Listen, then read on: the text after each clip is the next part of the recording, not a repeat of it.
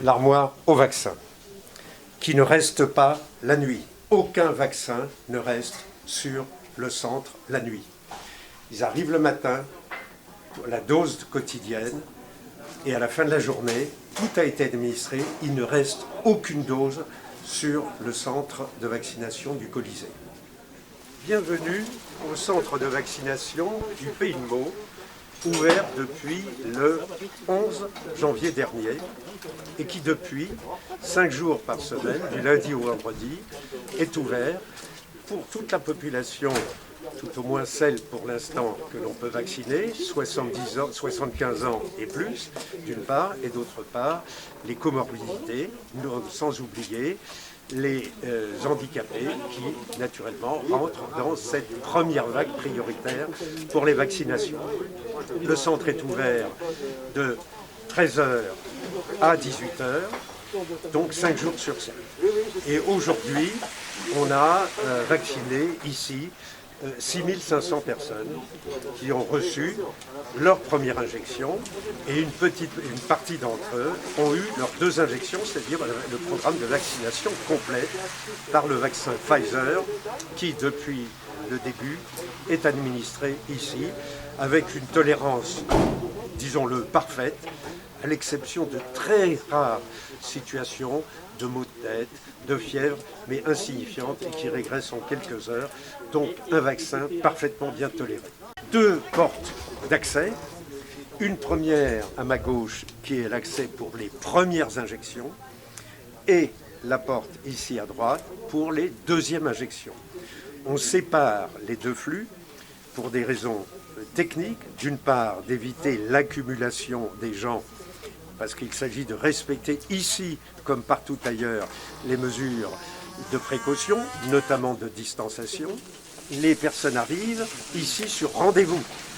Jamais l'option d'une opération porte ouverte n'a été retenue, tout simplement pour gérer au mieux eh bien, les flux de personnes qui arrivent, pour certains de la ville de Meaux, pour d'autres, et on en a quelques exemples, des communes de la communauté d'agglomération. Vraiment, on a souhaité avoir une action territoriale et que tous les secteurs puissent bénéficier, le moment venu, c'est-à-dire le plus rapidement possible, à être vaccinés. Donc, on arrive ici, donc,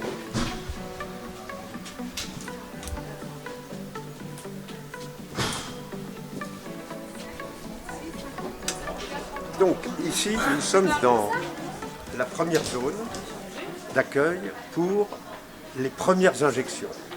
Donc, les personnes viennent sur rendez-vous avec un horaire précis, sont accueillies par les 2 hôtesses qui prennent leur identité et leur numéro de sécurité sociale. Donc, carte d'identité et carte vitale. On va les enregistrer et on leur donne simultanément la date de la 2e injection.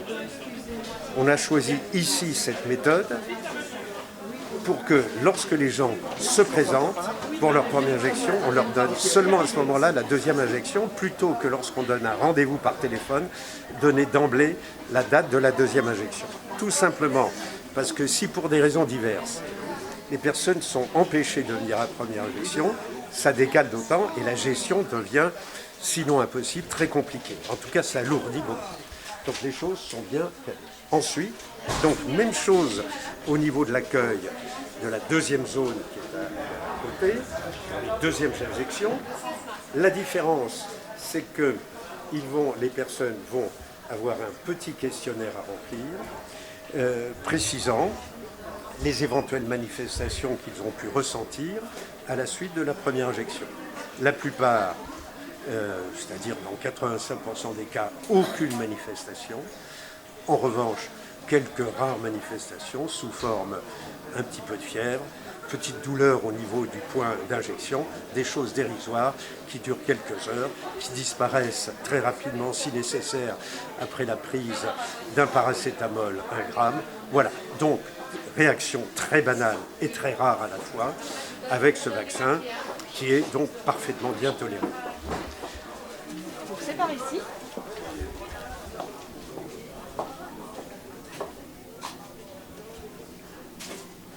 Donc à chaque fois, on les prend, ils sont dans le frigo parce qu'elles ont été décongelées.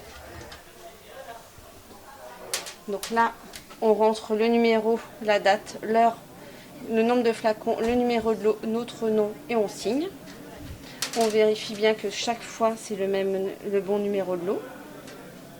Parce que tout ça c'est inscrit directement sur les dossiers des patients, sur le site d'Amélie, d'accord. Donc là ils sont bien frais. Ensuite,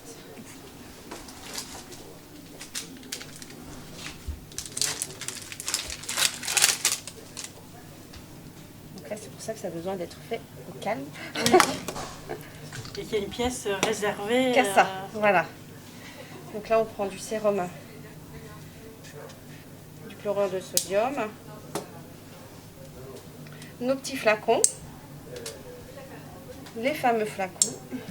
Ah oui, précieux. C'est ça, donc on ne se coupe pas dans tous les sens surtout, qu'on laisse bien vertical, qu'on désinfecte bien les petits. Voilà.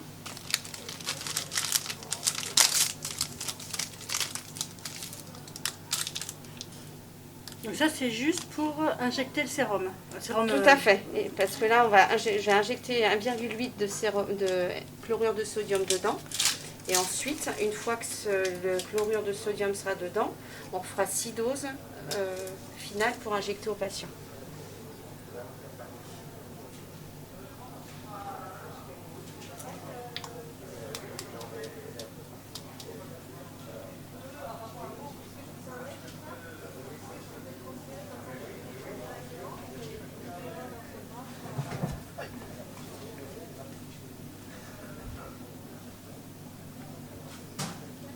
Donc là, j'ai pris 1,8 que je mets dans mon petit flacon.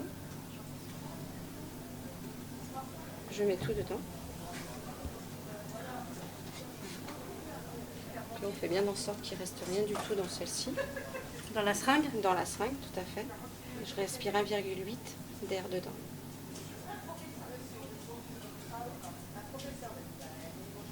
Et voilà, ça remonte tout seul. Ah, d'accord. Voilà. Et cette dose-là, du coup, à partir de cette dose-là, je ferai 6 doses pour injecter ensuite auprès des patients.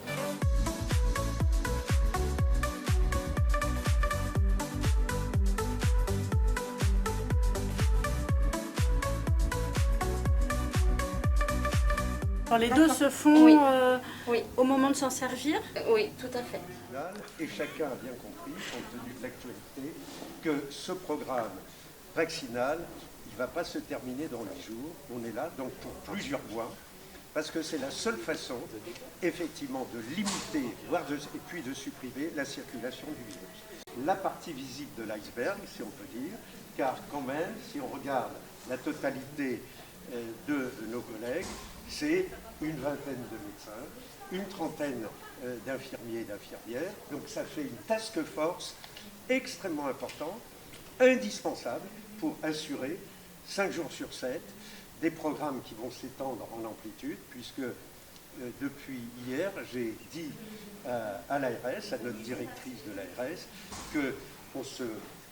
qu'on se mettait en route, donc en ordre de marche, pour arriver à vacciner par jour un minimum de 550 personnes, ce qui fait qu'avec les doses, sa fameuse 7e dose, qu'on réussit ici de façon magistrale, mais honnête, pour autant, eh bien, ça fait pas loin de 600 personnes.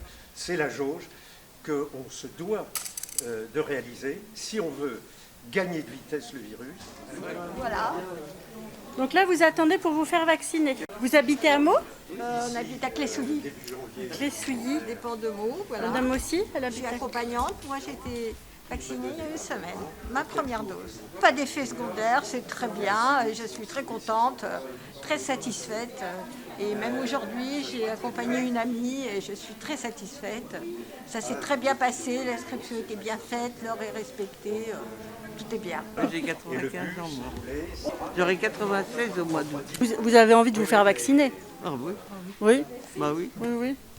Bon, vous êtes dans la fleur de l'âge.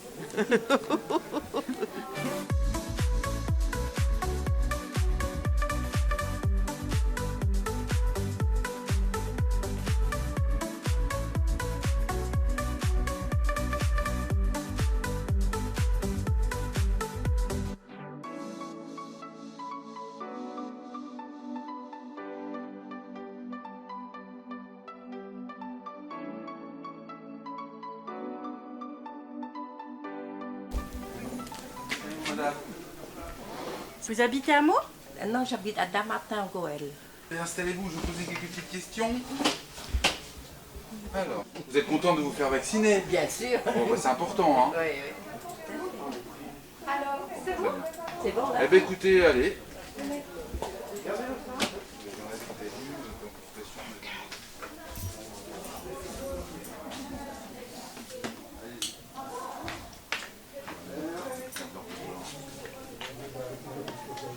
C'est les doses qui sont prêtes, là?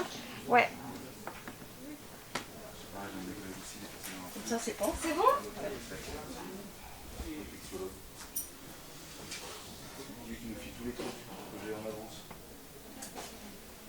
Vous êtes prête? Oui. On y va? Je clique.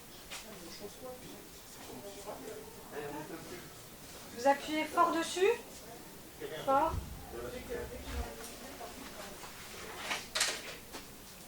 Je vous mets un petit pansement. On retire ça. Voilà, c'est bon. Merci bien. Donc ensuite, vous pouvez vous rhabiller. Vous allez passer dans la salle de surveillance à côté. D'accord. Vous allez attendre 15 minutes. Vous allez montrer ces deux papiers-là au monsieur qui vous attend. Voilà. Merci Vous allez bien, passer par madame. là. Oui.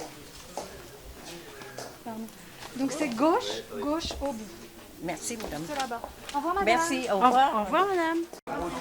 Ça y est, vous êtes resté un quart d'heure? Oui, oui, bien sûr. Tout va bien? Tout va bien, merci bien, De madame. vaccination du pays de Meaux, bonjour. Oui, bien sûr. Alors attendez, ne quittez pas un petit instant. qui m'a répondu. Oui, je prendrai vos coordonnées, s'il vous plaît.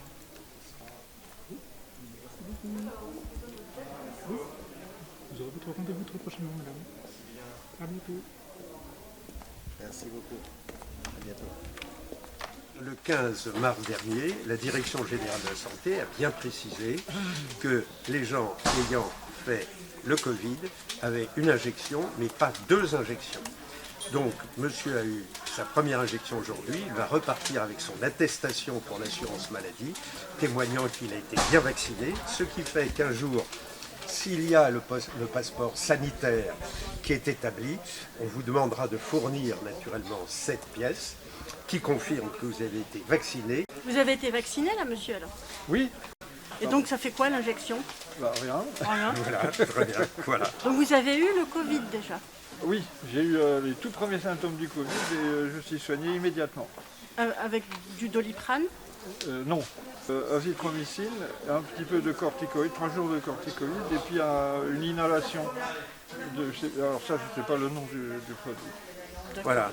Et donc, 6 mois après, monsieur est là pour bénéficier de la vaccination au centre de vaccination du Pays de Meaux. Et donc vous aviez fait un test PCR pour savoir que c'était le Covid? Non, on n'a pas fait de test parce que ma femme avait eu les symptômes un ou deux jours avant moi. Elle est allée à un laboratoire donc vérifier si c'était bien le Covid. On a eu les résultats 3 semaines après. Donc ça ne servait pas à grand chose. Je n'ai pas été moi. Mais alors comment il va faire pour que- savoir s'il doit faire une deuxième injection ou pas? Si, parce que si vous voulez, dans le cas présent que rapporte très bien monsieur, son épouse a fait de façon documentée le Covid. Elle a eu, à ce titre, le prélèvement nasopharyngé qui est revenu positif, etc. Monsieur, en définitive, en tant qu'époux, était le cas contact par excellence.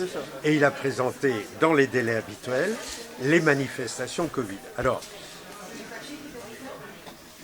sur le mode académique, il aurait été logique qu'il bénéficie aussi d'un test de prélèvement nasopharyngé. Je dis bien sur le mode académique, mais compte tenu du contexte, compte tenu de la chronologie, il y avait 100% de chance que ce soit une contamination de proximité immédiate par le Covid. Donc on pouvait s'en passer. Donc le traitement qui a été pris par monsieur est un traitement classique qui est proposé depuis très longtemps et même en dehors des infections à coronavirus. C'est une chose qui est connue, l'azithromycine est connue depuis très très longtemps. Donc ce n'est pas un traitement spécifique. C'est un du antibiotique? Covid. Oui, c'est pas un traitement spécifique du tout du Covid. Si c'était un traitement spécifique, il serait largement utilisé utilement, ce qui n'est pas le cas. Mais en tous les cas, il semble avoir bénéficié à monsieur. La seule chose qu'on puisse dire, c'est qu'il n'a aucun inconvénient, et c'est en matière de traitement déjà un premier avantage. D'accord, mais alors comment on sait qu'il n'a pas besoin de deuxième? Juste d'après Si. ça, on sait qu'il n'a pas besoin de Tout à deuxième fait, injection. tout à fait. Voilà. Vous avez les symptômes caractéristiques, c'est-à-dire maux de tête, légère fièvre, c'est 37, 37,5. Et puis en respirant à fond, en aspirant à fond, ça démangeait au fond des poumons. C'était exactement les symptômes de... Donc là, en venant aujourd'hui, donc vous avez pris votre rendez-vous pour être vacciné, Oui. et en venant aujourd'hui, vous ne saviez pas que vous n'auriez pas de deuxième injection? Ah non, je ne savais pas, non. Non, Non, ce mais- sont des bruits qui... Oui, Pardon. c'est des bruits, absolument. Mais ici aussi, dans un centre de vaccination, c'est un lieu d'information. On profite naturellement à donner un minimum d'informations utiles à la compréhension, parce qu'il faut bien reconnaître que jour après jour, depuis un an, sur des thèmes divers concernant cette épidémie, on a tout entendu, tout et son contraire sur les plateaux de télévision, et ceci n'a eu comme effet que d'aggraver la situation sur le plan psychologique, introduire la confusion et surtout ne pas donner confiance aux gens. Parce que qui croit? Qui dit véritablement la vérité en fonction de ce qu'il sait réellement? C'est un embrouillamini formidable, extrêmement critiquable, mais qui continue, et vous avez l'exemple actuellement de ce qui se passe depuis 48 heures à propos de l'AstraZeneca. Moi, je ne suis pas l'avocat, et je ne serai jamais de quelque vaccin que ce soit, mais je trouve honteux de ce qui se passe depuis 48 heures, où tout le monde commente les commentaires des autres, etc. C'est une honte sur une chose aussi sérieuse. Aussi sérieuse. Le public, la population avait déjà des doutes, des réticences. Regardons ce qui s'est passé dans les hôpitaux où les professionnels de santé ont refusé, pour certains, d'avoir l'AstraZeneca. Je ne prends pas part à la discussion, ni pour ni contre. Simplement, regardons les faits. Si vous ajoutez là-dessus cette cacophonie médiatique où il y a un certain nombre de mes confrères qui pensent utile apporter un peu plus de confusion que de clarté, moi, je vais vous dire, je suis mais vraiment vent debout contre cela. Parce que le résultat, et on le voit ici, on a le témoignage dans les centres de vaccination. On est sur le terrain, on voit les gens nous parlent, et ils posent des questions légitimes. Et ils parlent surtout de leur inquiétude, leur interrogation. 9 personnes sur 10 qui entrent ici au Colisée ou qui téléphonent, la première question qu'ils posent, est-ce que c'est avec quel vaccin? Est-ce que c'est du Pfizer ou je ne sais pas quoi? Je ne vous ai pas posé cette Non, question. non, mais c'est pour ça que j'ai dit 9 personnes sur 10. Je rappelle que le centre de vaccination du Colisée est à l'intention de l'ensemble de la communauté d'agglomération du Pays de Meaux. C'est ce que Jean-François Copé a souhaité en tant que président. Il a annoncé très clairement à tous les maires de la communauté d'agglomération. Et parfois un peu au-delà aussi, puisqu'on a Un peu vu au-delà, ben oui, parce que, soyons clairs, dans une entreprise aussi fondamentale qu'est un programme de vaccination, même si on a cette notion de territorialité indispensable par rapport au Pays de Meaux, il est évident qu'il est impossible de refuser de vacciner les habitants des communes limitrophes. Il s'agit tout simplement d'être pragmatique.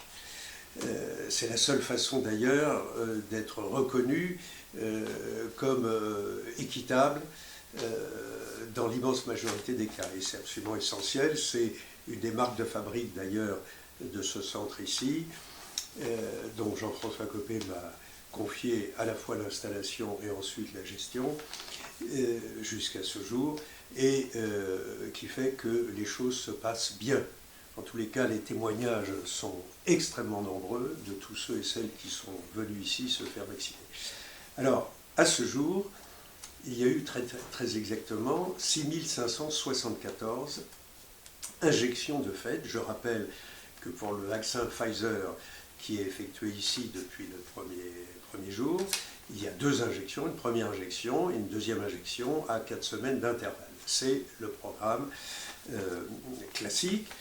Une seule exception, qu'il importe de mentionner déjà présent, depuis 15 jours, la Direction générale de la santé a demandé au centre de vaccination de l'ensemble de la France de ne faire qu'une seule injection pour les personnes qui, auparavant, avaient présenté déjà une infection à Covid-19, plus ou moins symptomatique, mais qui, à ce titre, avaient déjà développé des anticorps, et qu'une seule injection, une seule première injection, était suffisante pour relancer la production ou amplifier la production en anticorps, c'est-à-dire l'immunité humorale, et parallèlement d'engager le développement et l'entretien de l'immunité cellulaire, c'est-à-dire en fin de compte notre immunité mémoire, qui permet à notre organisme de se souvenir d'un instant, en l'occurrence infectieux, qui a pu survenir 6 mois, 1 an, 10 ans auparavant,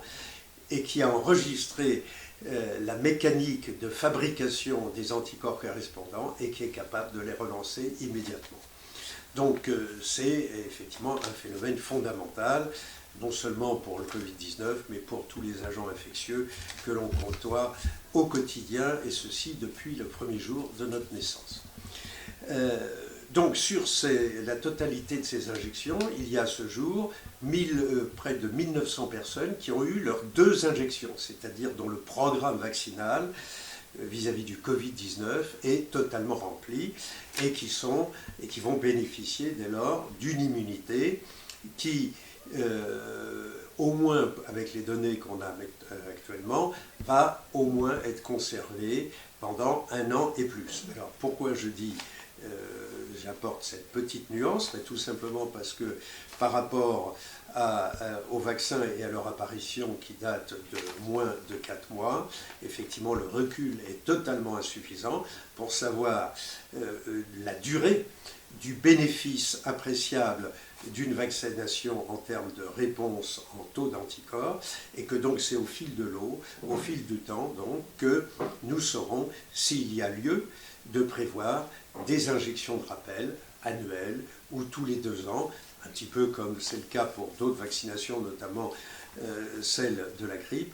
Donc ça, c'est l'avenir. On ne sait pas totalement si tous les vaccins actuellement disponibles et à venir seront efficaces en termes de protection contre tous les variants. Donc ça, c'est une vraie question fondamentale.